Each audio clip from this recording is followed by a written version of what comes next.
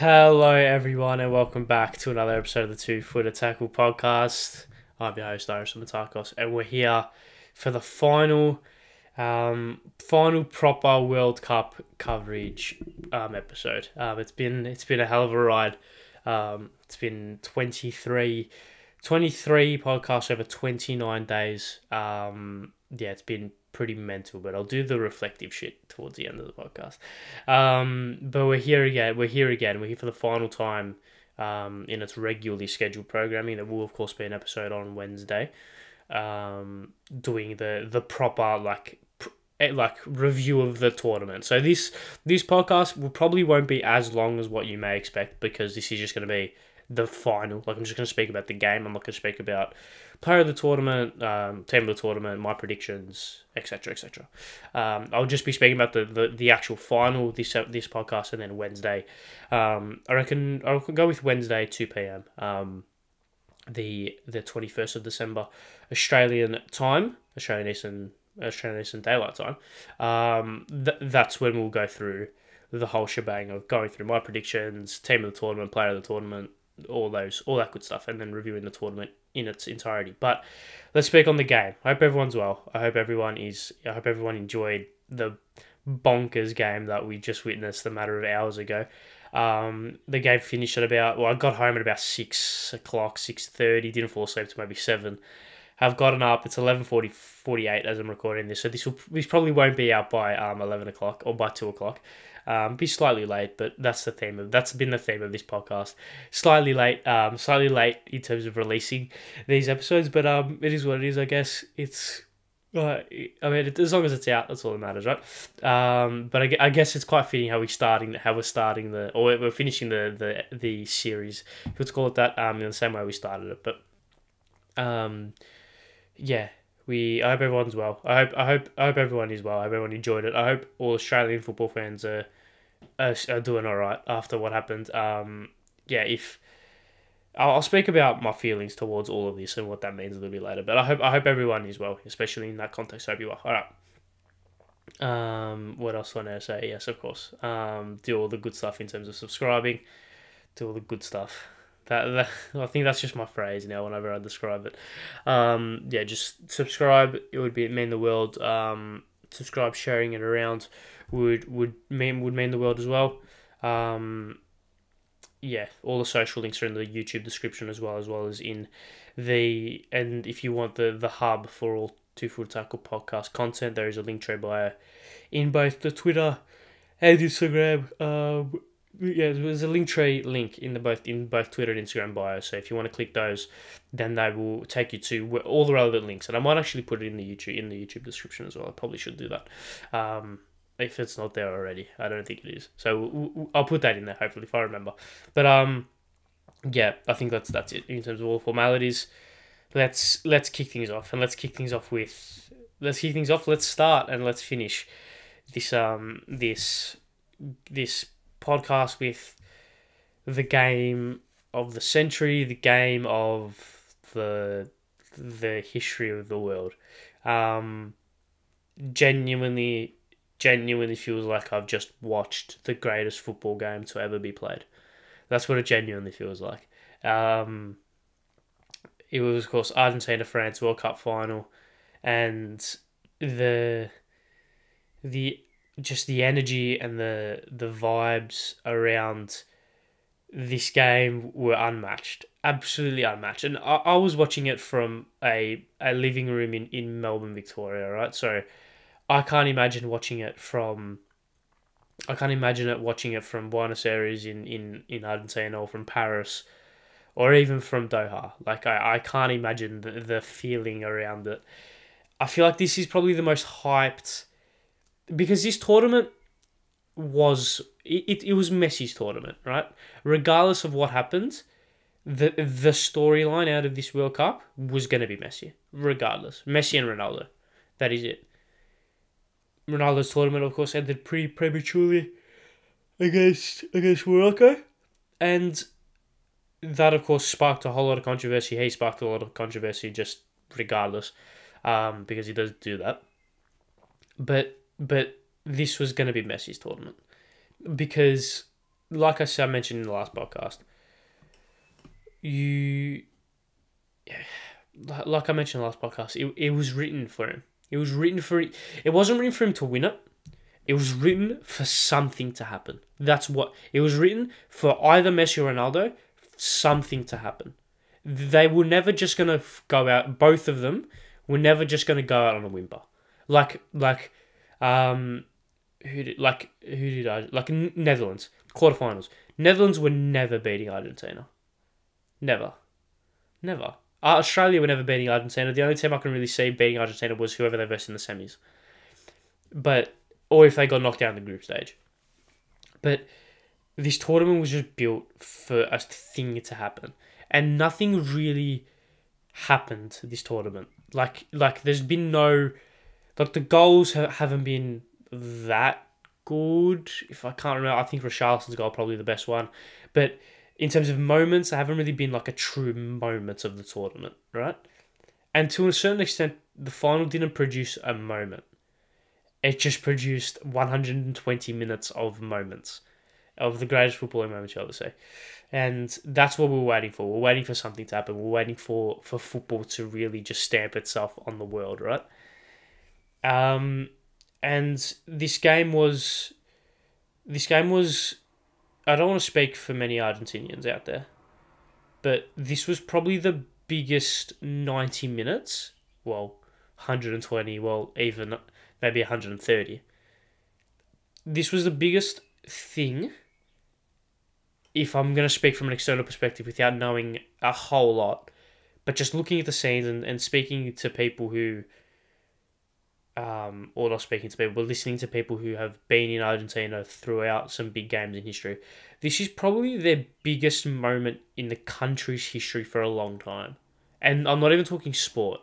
I literally mean the country's history. Like, because the passion that they have for the game and the amount of energy that they spend on the game, not even like, I spoke about this last podcast, it's not about actual money. It's not about that. It is about that, but it's also about the energy and the mental energy and the emotional energy that you put into the game. And Argentinians potentially do that more than anyone else. I mean, we saw it in Qatar. It was practically a home game for Argentina. So it was quite a bizarre. It was quite a bizarre thing to watch when you see thousands and thousands of Argentinian fans, like, just flooding the stadium and being so boisterous. Of course, this hand movement is something which I adore so much. But so we were all coming into the final thinking that there's a lot riding on it for a lot of people. I mean, we look at it from a friend's perspective. Of course, they have a lot riding on it for different reasons. Of course, Mbappe is looking to take that crown of the best player in the world. Looking to retain the trophy, second World Cup in obviously retain the trophy, but Mbappe's second World Cup in as many attempts for him, and really just try and dominate world football and really like stamp his authority on the game. So this was a very interesting final. Of course, both teams come out, both teams line up. France line up with a pretty similar way to what they've always lined up or what they have lined up with in this tournament. Yeah, just same old. Varane, Upamecano were the chosen centre-back pairing, whereas Argentina changed. They went to the 4-3-3. So they started with that. They went back. They went towards a 4-1-2-1-2, such a very narrow 4-1-4-1, or a very narrow 4-4-2, played almost like a 4-2-2. Throughout the knockout stages, but they went back for the final to the 4-3-3. They brought in Angel Di Maria for Paredes, and you can speak about the system changes all you want, but Di Maria is a big game player. We saw it in the Copa America. I think he may have scored a goal in one of Real Madrid's Champions League final wins. I think I saw that he scored the World Cup, the Olympics winning goal in 2008. To win the gold medal. I think I saw that somewhere. But regardless, when I think of Di Maria, I think, yeah, he's a big game player. So I didn't begrudge this change at all. I begrudged maybe the change in system, but the play you're bringing on, I don't necessarily hate. Game kicks off, and it's pretty obvious that Argentina are on the front foot from very early on. France can't get out of first gear. Argentina are getting out of first gear. They're moving into second gear. They're moving into third gear. They were looking on. They were looking really, really on. And what was shocking about this was when you think of France, you don't think of when you think of this French team, you think of a very physically capable team that can bully the opposition. Like they did to Australia. They bullied Australia. In the midfield especially, they bullied Australia. They bullied Denmark in that game, and they bullied a lot of teams, potentially barring England and even Morocco. They didn't really bully, but they have the ability to bully teams with pace, with power, with just intrinsic knowledge of where the other person is, where their fellow teammates are. I feel like this was a massive shock for some reason. I feel like they just weren't prepared, because Argentina came out of the blocks firing. They came out of the blocks looking so good. And of course, it was just after the 20th minute mark, Ousmane Dembele Mateus Acuna, maybe? No, he wasn't even on the pitch at the time. I think it was Di Maria. Cuts inside of Ousmane Dembele, whose trailing leg catches the player, penalty, Messi converts 1-0, and it was the story, wasn't it? It was the story. It was just written. It was the story. It was written for everything. It was written for him to write his own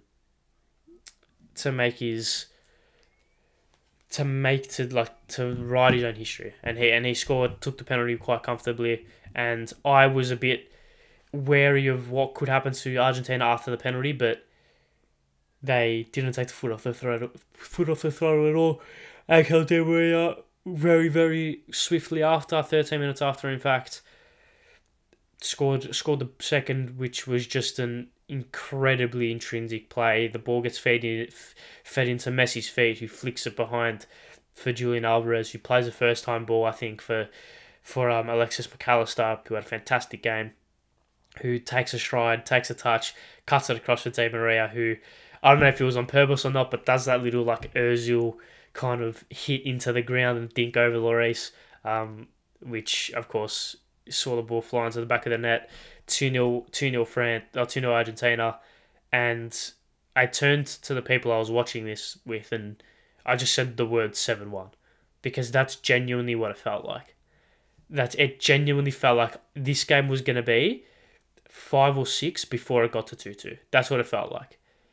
Argentina continually had chances after that until the 41st minute, where Didier Deschamps makes 2 changes. He brings off Ousmane Dembele and Olivier Giroud for Marcus Thuram and Arnaldo Kolo Muana. Now, Kolo Muana, should know how to pronounce that. I signed him in one of my FM saves like last year.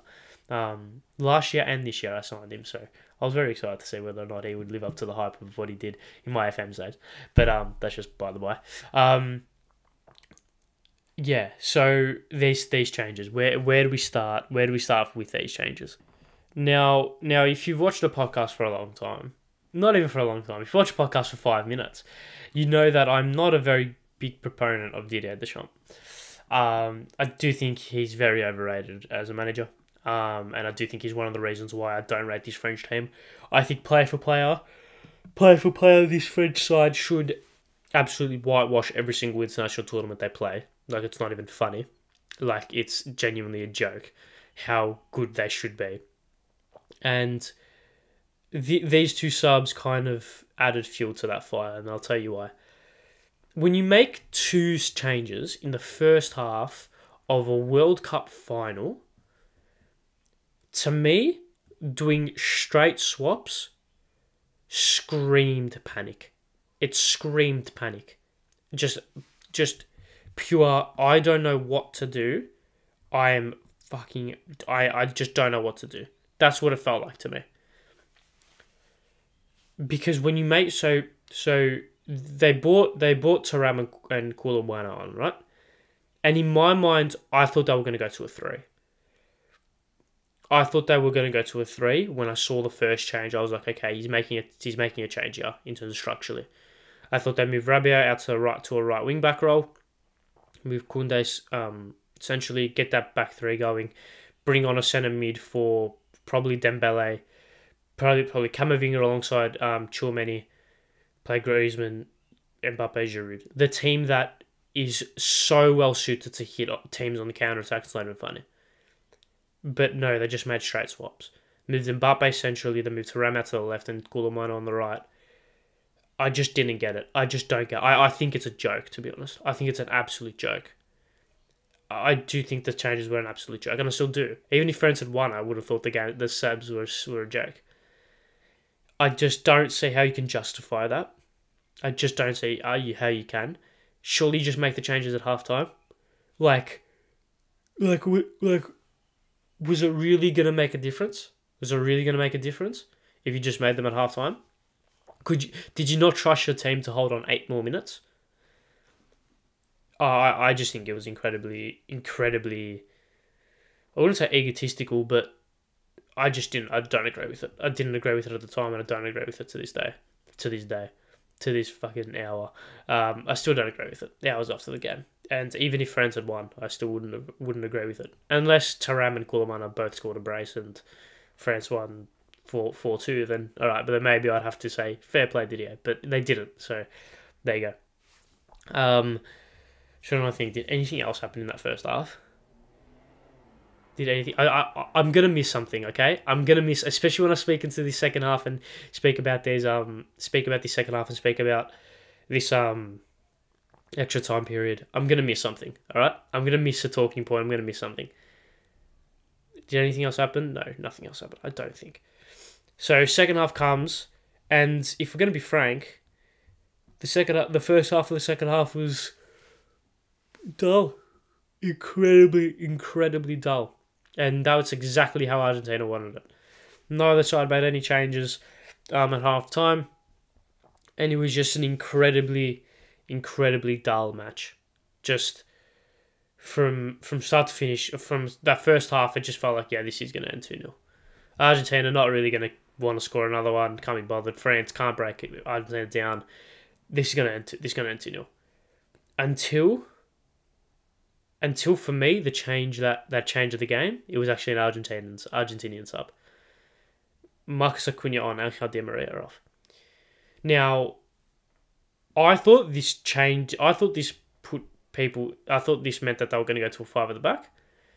And I thought they really could have gone to a 5 at the back at this stage. Bring Lisandro Martinez on for one of the strikers, which I've done in the last couple of games.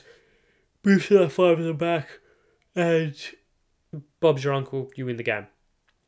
But they went with Acuna, and they played Acuna on the left wing. Now, what this did, it did 2 things. It restricted Argentina's ability to hit on the counter-attack, because Di Maria is so much better in counter-attacking situations than Acuna, because Di Maria is an actual winger, and an actual forward player, rather than a left-back or such a central midfielder that you're playing as a left winger, right? Not only did it do that, but it also gave the freedom for France to take a few more risks, because they knew, okay, if I take this risk and it doesn't pay off, I've only got Marcos Acuna to worry about. I don't have Di Maria, or I don't have Lautaro Martinez, or I don't have who else could they have brought on? I don't have Lautaro Martinez. I don't have Angel Correa. I don't have Paulo Dybala. I don't have Papu Gomez. I don't have all these players. I don't have Thiago Almada, who won the kid. I don't have all these players who could hurt me on the counter-attack. While Marcus Acuna is a good player, he doesn't offer the threat on the counter-attack, which allowed France to be a little bit more expressive and to take some risks and to really and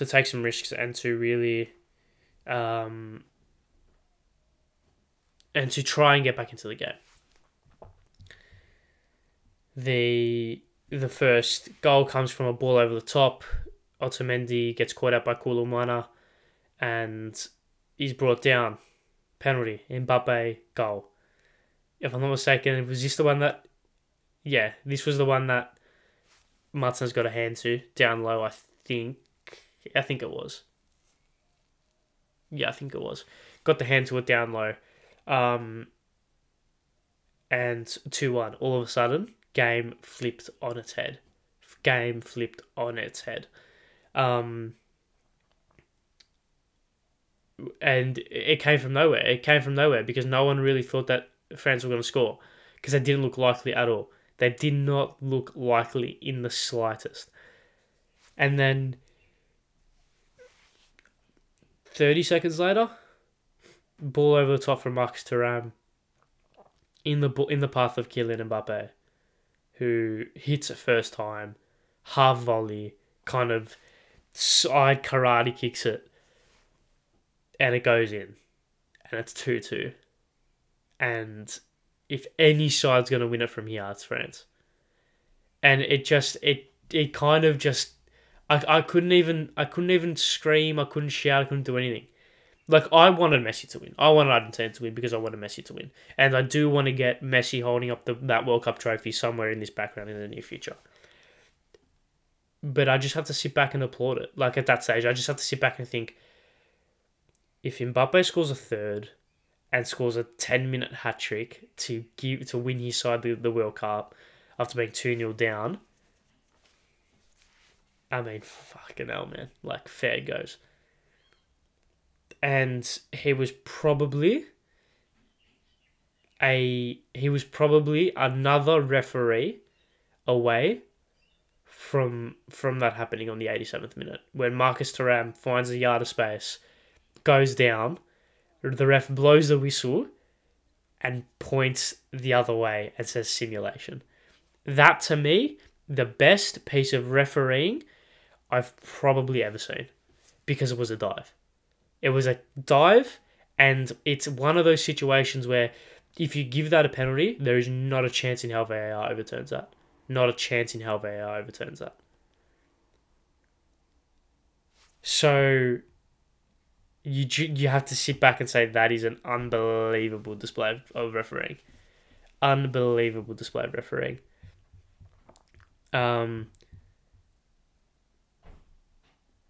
Yeah, it's just unbelievable. Like, it's unbelievable.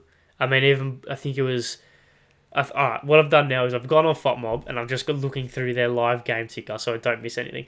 Before that, obviously that cross from Mbappe from about 40 yards out, which just went past Koulibaly and had Martinez scrambling. Like, if that had gone in far out. There was 8 minutes at a time.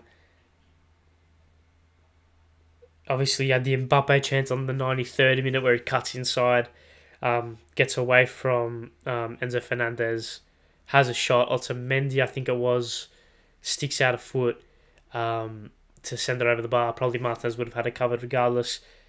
And then you had, of course, like off that corner, you had the ball go to the back post, I think.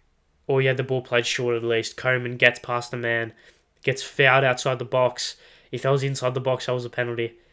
They play on, the ball gets cut across to Andre Rabiot, I think, who has a shot, and Martinez claims it quite comfortably.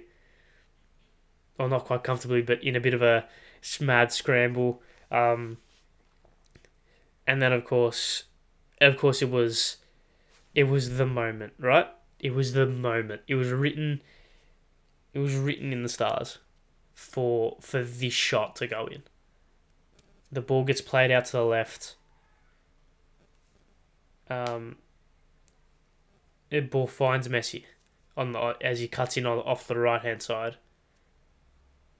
Gets past one, gets past another, edge of the box, 97th minute, last World Cup final ever. Last World Cup ever, last chance at glory, has a shot, and he fucking put everything into that. And it was just a little bit too central.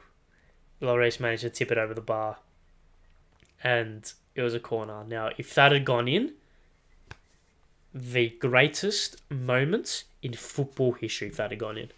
A 98th minute World Cup final goal to put your team in front after being 2-0 up, copping 2 goals within 60 seconds in your final ever World Cup to cement yourself as the greatest of all time, it would have been the best moment in football history.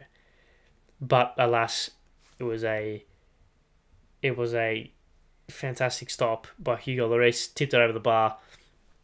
The resulting corner came to nothing, and the full-time whistle sounded not long after. And we're here, like the moment, it's the ultimate game's ultimate game, and we're in the latter stages of it, and it was 30 more minutes plus a potential penalty shootout to decide the fate of the potential greatest player of all time, and a 23-year-old who is just lurking 5 steps behind him, but has about a decade and a half to catch up. Which is a story in itself. And if I was going to be honest, I thought if any side was going to win it in the 90, it would be France. But if as soon as the game went to extra time, I thought, right, Argentina are within a shot here. Because as soon as the halftime comes, all the momentum goes out the window, all the frantic nature of the game goes out the window, and that plays into France's hands, of course. The more frantic the game is, the more space there is in behind for Mbappe, the more space there is for Goulamana and Thuram to work with. So as soon as the full time whistle went, momentum done. Everyone can calm down, take a breath. You can sort some things out tactically, make some changes, kill all the tempo. I thought that was going to help Argentina out quite a lot. Of course, yeah, it was. I'm just kind of look for the next moment. It was the first half of extra time, especially the early parts, were kind of uneventful. And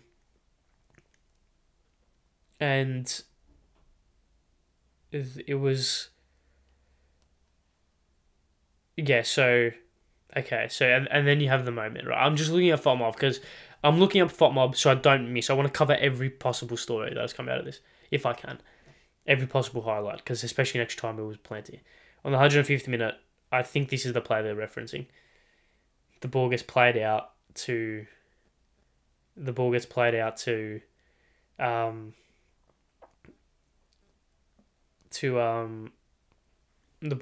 Messi, who finds his way into the box, who gets it back off the 1-2 from, it might have been McAllister, who plays it through to Lautaro Martinez, who has the chance to write his name into record books, takes a fraction of a second too long to shoot. Shot gets blocked. It comes up for Montiel, who does a Di Canio bloody scissor kick, like vertical scissor kick, and it gets blocked by Varane. When Lautaro comes on, I turned to one of the people I was watching it with, and I said, he butchers chances. He won't score. He's a butcherer. That's all he does. He butchers chances. This was one. I think he had another one in the second half of extra time. I just don't have faith when he's in front of goal. And I think this was like, when the ball gets played to him, I'm like, just hit it straight away. As soon as you possibly can, just hit it. Catch the keeper early. Don't let the defenders get back into position. Just hit it. And he takes about 0.3 seconds too early, and it gets blocked. And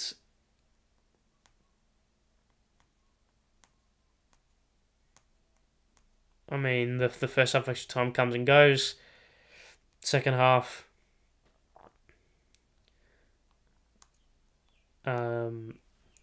comes and the goal, I think. What was his highlight? I can't. The fault might be saying happened. I can't remember it.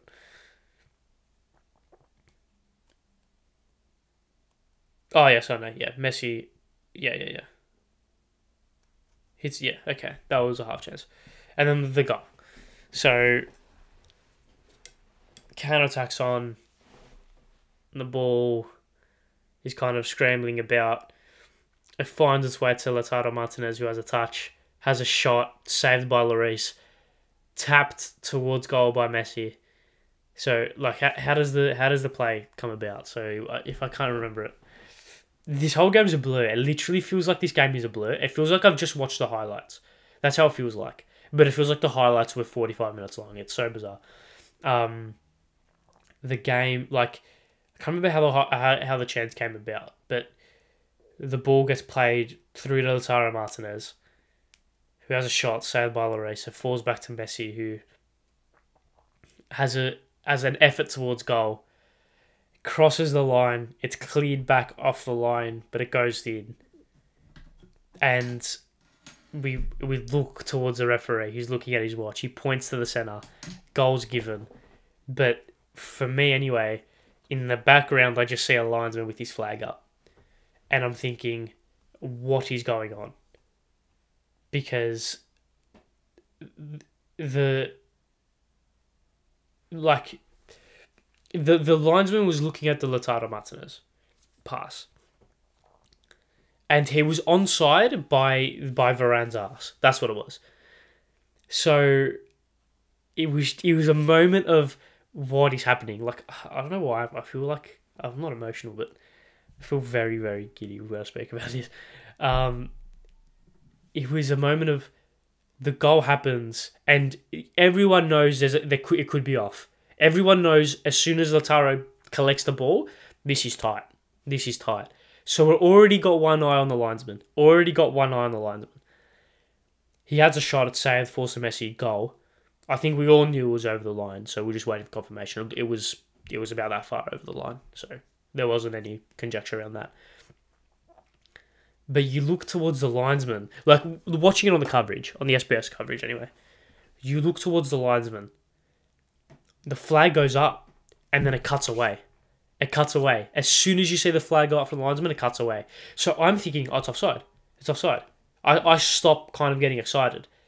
And then it cuts back to the celebrations, and the linesman's there with his flag down. And I'm thinking, what the fuck? Like, what the hell? How is it off? Is it not? What's going on? We see the replay, and he's on. You could tell by the initial replay that he was on. And of course, the ball went about 1.5 meters over the line, so no conjecture there. But it was just utter scenes when that goes through, when that goes in, and one of the most euphoric but also premature moments in football history, because there's still 12 minutes to go, plus stoppage time. The game wasn't done. The game was so far but done.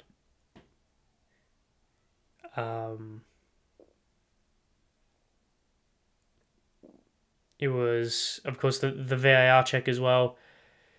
Wasn't very long, but it was long enough to add to the drama. But the goal stands, and no real highlights until the 116th minute, where corner whipped in by, it would have been Coman at that stage, I think. Cleared away, forced for Mbappe, has a shot. Montiel puts his arms up, penalty. Or ball hits hand, penalty. And just insane. Like, insane. Like, it was a bit of like, was it in, was it outside the box? Because Montiel like flies towards the ball, so the initial contact happens well inside the box, but by the time Montiel lands, he's about this far outside the box. So everyone's like, is that a free kick? Is it a penalty? What is it? Penalty given, no conjecture. Mbappe steps up, scores, and you're just thinking this is the most incredible football game you're ever going to watch. And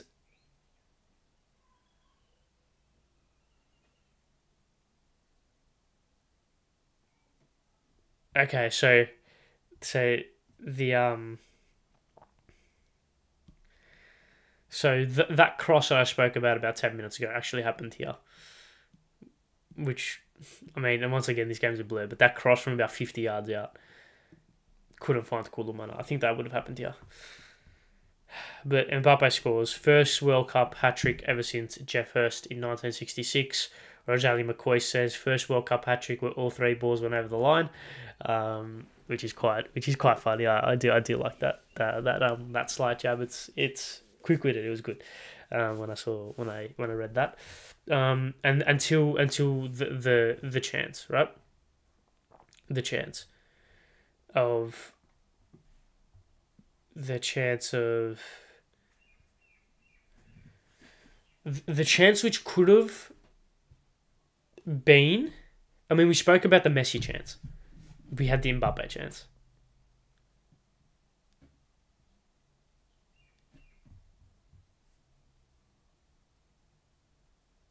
Oh, there was two chances. Sorry. Once again, this game's a blur. Two chances. The Mbappe chance, I don't know whether or not this was right on the 120th minute, but there's three chances which I'm speaking about. Yeah, the Mbappe chance where he cuts inside, gets past a man, gets past another man, tries to shoot, but he's blocked. If he had scored that, it would have been the greatest goal. The most important goal ever, and one of the best goals I would have ever seen. Because the context and the ability to do that in the tight space. Go back and watch extra time. You'll know what I'm speaking about. I don't know whether it was like the last kick of the game or towards the early part of stoppage time, but it was definitely a big chance. And then you had the in my opinion, the most important save in the history of football, and arguably, taking everything into account, one of the best saves I've ever seen. The long ball up from Lloris. Otamendi, I think it might have been, was off Otamendi, tries to swing a leg at the ball, misses it. They're forced to Goulamana, who is one-on-one with Emi Martinez and has the World Cup. He has the World Cup at his peril. In his grasp. He has the ability to end one of the greatest footballing stories that you could ever write, and put the cherry on top to a match which needed a final crescendo. It needed the grand finale. And this felt like the moment. This felt like 120 minutes of tension and of excitement and of fear and of nauseousness came down to one kick of a ball. And the ball gets over his left shoulder, over his right shoulder, bounces once, looks at the ball, looks at the goal. Rushing towards him is this 6'5" Argentinian maniac, spread as wide as he can, and you can snapshot the game in that moment. You can snapshot the tournament in that moment, and you can potentially even snapshot football in that moment, because it's a striker versus a goalkeeper. It's 1-on-1. It symbolizes a lot about.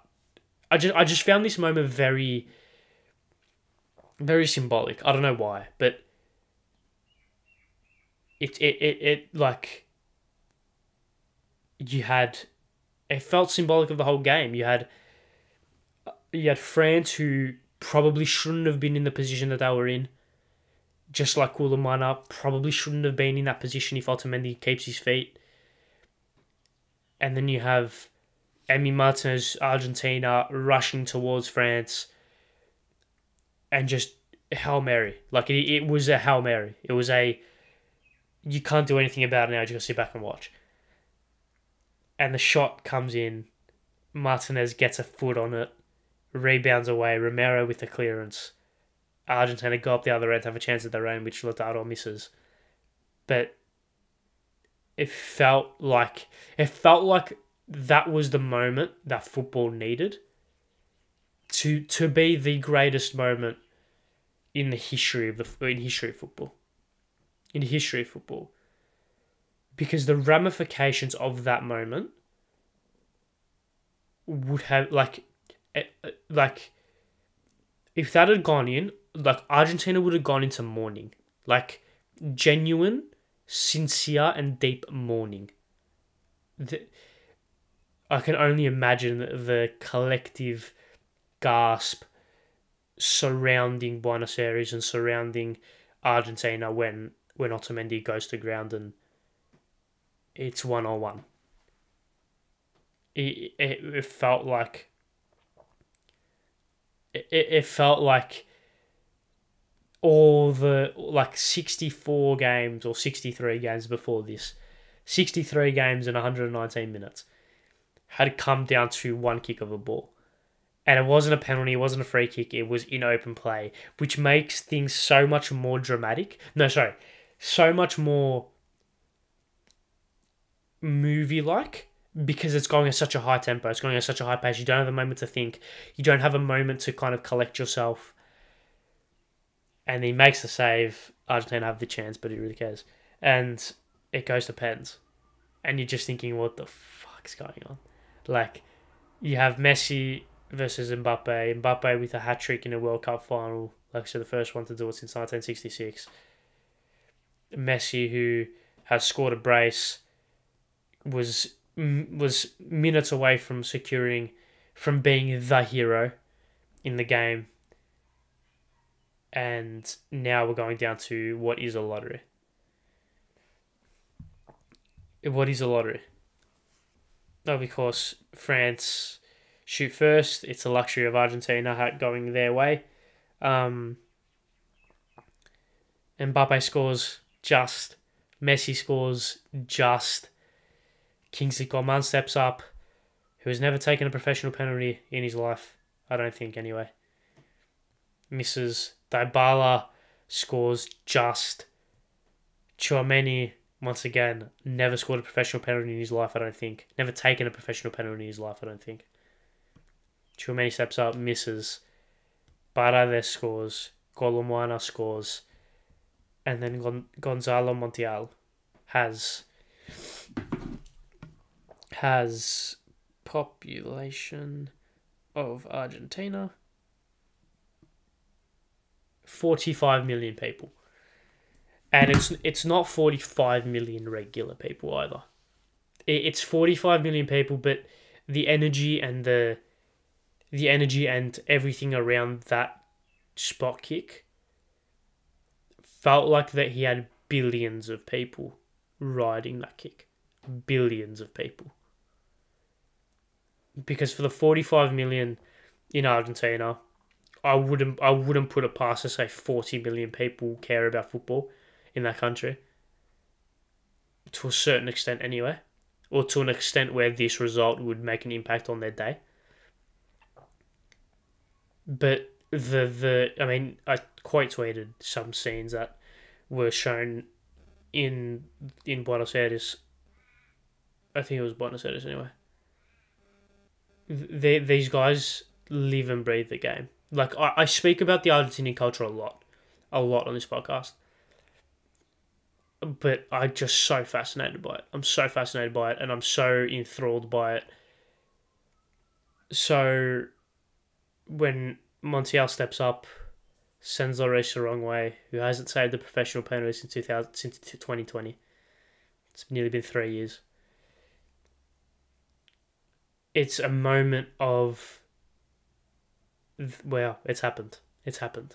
The greatest footballer ever has been crowned. It's a moment that actually is up there with... It's a moment that's up there with, honestly, like... I wouldn't say a lot of... How do I say this without sounding like egotistical, but... Or not egotistical, but like I'm blowing smoke up Messi's ass. It's just the moment is massive. Like, absolutely massive. The moment is absolutely massive. What you have here is one of the greatest sporting stories ever. Ever. One of the greatest sporting stories ever. This little boy from Rosario, Argentina, who had no right to play professional football in the manner that he has played it in. With such elegance, with such grace, with such flair. In the position that he grew up in the way that he grew up, he had no right to play professional football, let alone be the greatest footballer of all time. He battled through obstacle after obstacle got his chance. Yeah, got his chance at Barcelona. Became the greatest footballer to play the game. Well, got his chance. Became the greatest active footballer for about a decade or so, and achieved everything there was to achieve except the one blemish on his record. The one reoccurring nightmare lingering in the back of his mind every time he'd put his head on the pillow of, I've got everything except it.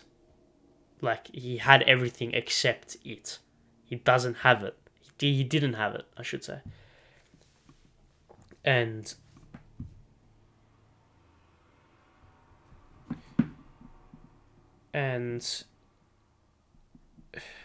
it was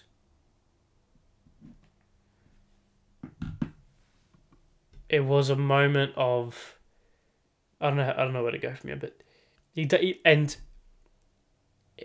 had everything, and a lot of people say this: you either have everything or you have nothing.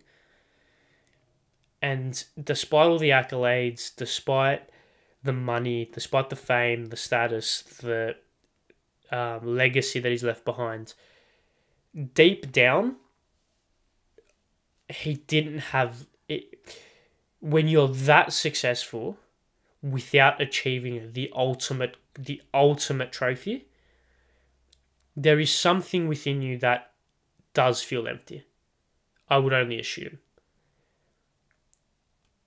And we all know Messi isn't as egomaniacal as Ronaldo, so this potentially wouldn't haunt him as much as it would as what it's going to haunt Ronaldo. But he's not the story right now. The fact that he had everything without having it. He has everything. Well, he had everything without having it, because it felt like nothing was fully fulfilled until he got that trophy. Because the culture and the importance around that trophy in a lot of countries transcends everything. If you ask 90% of South American people in particular, but Argentinians as well, even people from Europe, people from Africa, club over country, they choose country every single time. I feel like it's a very English mindset to say club over country. But the Argentinians in particular, because they're the topic, of course, the World Cup means so much to them. Like, it literally made Maradona a god. And I don't use that word lightly either. It literally made him a person that people pray to. And now they've got another person they can put alongside him. And of course, with what's happened to Diego in recent times, or what happened to him, it felt like something was in the air, and it was the perfect kind of passing of the torch. And I spoke about passing of the torch from Mbappe to Messi, but the overall torch that's been passed is from Maradona to Messi. The torch of being Argentina's new athlete, new sporting person, new icon, new cultural figure, like cultural icon. The importance around this is ridiculous in that country, and you saw the scenes, and like you see the scenes, go on Twitter, you'll see the scenes about it, and you can only, like, it transcends sport. It transcends sport. I know it's a very cliche term, but it does transcend sport. It does go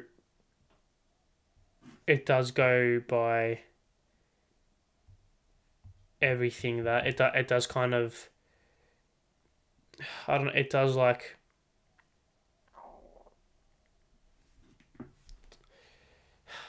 how do you describe this?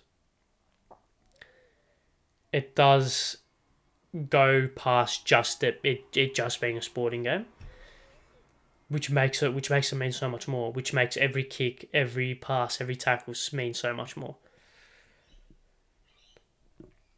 He, for me now, is the undisputed GOAT of the sport, potentially of sport, because he had just no right.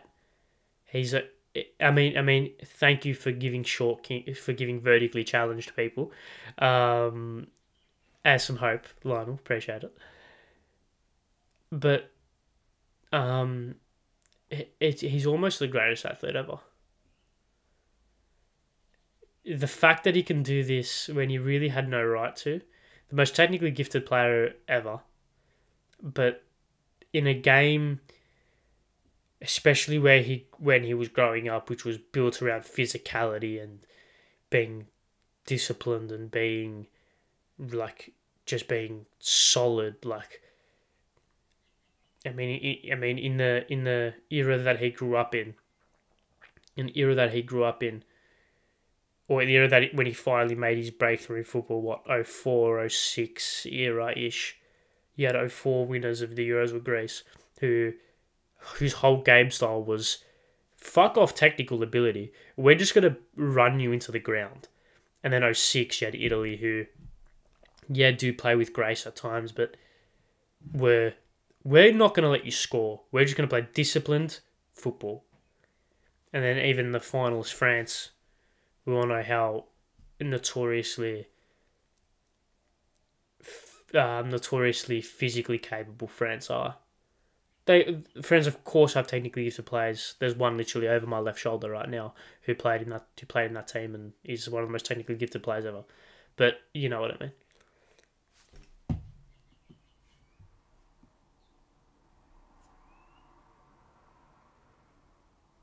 Yeah, it really is just unbelievable. I'm so happy that this has happened. Like, I'm so happy that this has happened. I mean, spare a thought. I mean, if you want to speak about celebrations as well, why was he forced to wear the robe? Come on, like, ruined it a little bit, but that is what it is. I'm glad he took it off and took some photos without it. That was good. Took some photos. I'm pretty sure there's like, yeah. Anyway, took some photos. Photos taken of him. Spare a thought for Mbappe, scoring a hat-trick in a World Cup final and losing. He's ridiculous. He's going to be one of the greatest players ever as well. The fact that he's got 11 World Cup goals and still has probably 3 World Cups left. It's just absurd. Like, it's just absurd. He's going to pass closer. He's probably going to pass closer in 2026. He's probably going to score 10 goals in 2026. He scored 7 this tournament, I think. Won the Golden Boot, so there you go. But, yeah. It was an insane game. And I think that's a pretty fitting end to... It was a pretty fitting end to what has been a pretty fitting end to what has been an unbelievable tournament. You can say what you want about where it's held and the people it's held by, etc., etc. But if we're talking purely football, the greatest World Cup in my lifetime, arguably ever. You had upsets, you had storylines, you had unbelievable games. You had overachievers, underachievers, just filled to the brim with storylines and drama, and it ended with the ultimate storyline hitting its peak crescendo and hitting its perfect crescendo. I'm so grateful to have covered it like this, spoken about it every day, despite me being incredibly tired for the most of it and getting incredibly sick throughout it. I wouldn't change for the world, so I'm incredibly grateful that I could do this in front of no people, I really could, but having people watch it, having people on the other end does make it worthwhile, and it does make it pretty cool. people actually tune in and want to see my very, very tired thoughts about football for 23 days or 18 days straight or whatever it was throughout the group stage in round 16. I'm going to go get some sleep now, get some massive amounts of sleep. And then we'll be back this time next week, I think. Yeah, we will. I think that's it. So, but no, before I do all that pleasantries bullshit, do I have anything more else to say? No, I don't. I think we're done. Yeah. Thank you all. This is it. This is the final World Cup podcast. Of course, there'll be one on Wednesday, but that doesn't really count. Thank you all very much for watching. Thank you very much for tuning in pretty much every day. It means the world. Share it around, give it some love. It does genuinely mean the world, and what a tournament. It's gone by in a flash, it seems. Yeah, this tournament has come at a time which made me feel really grateful about the sport. I mean, if you're aware of what's happening in Australian football right now, if you just watch the last emergency podcast on this channel, then you'll get the context. If you're aware of what's happening, I felt really apathetic towards the game for a long time, and well, for this week anyway. And this final has reignited the flame. It proves to me why I love this sport so much, why I fell in love with it. So there you go. Thank you for watching. Thank you for tuning in. Thank you for making this possible. I'll be back Wednesday. But yeah, World Cup coverage is done. We'll be back to our regularly scheduled programming after Wednesday, and where we will go through the Premier League's actions. How mental is that? How we're going straight back in. But yeah, thank you very much for watching. Just under an hour on this one. Yeah, thank you for watching. Speak to you guys very soon. Messi, the greatest footballer of all time. See you guys next time. Goodbye.